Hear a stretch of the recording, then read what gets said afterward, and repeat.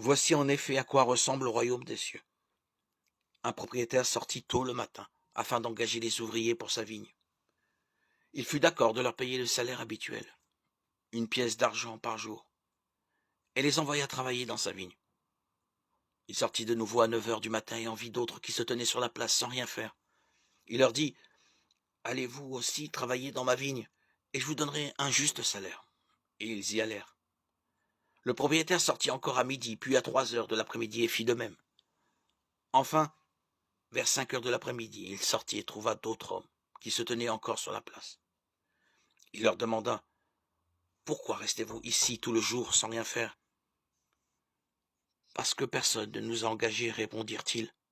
Il leur dit, « Eh bien, allez vous aussi, travailler dans ma vigne. » Quand vint le soir, le propriétaire de la vigne dit à son contremaître, « Appelle les ouvriers et paie-leur leur salaire, en commençant par ceux qui ont été engagés au dernier, et en terminant par ceux qui ont été engagés en premier. » Ceux qui s'étaient mis au travail à 5 heures de l'après-midi vinrent alors et reçurent chacun 1 pièce d'argent.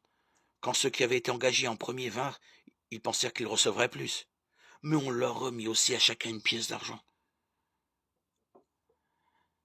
En la recevant, ils s'indignaient contre le propriétaire et disaient, « Ces ouvriers engagés en dernier lieu n'ont travaillé qu'1 heure et tu les as payés comme nous, qui avons supporté la fatigue d'une journée entière de travail, sous un soleil brûlant. » Mais le propriétaire répondit à l'un d'eux, « Mon ami, je ne t'ai pas trompé.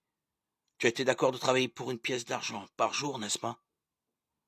Prends donc ton salaire et va-t'en. Je veux donner à cet homme qui a été engagé en dernier autant qu'à toi. N'ai-je pas le droit de faire ce que je veux de mon argent? Ou bien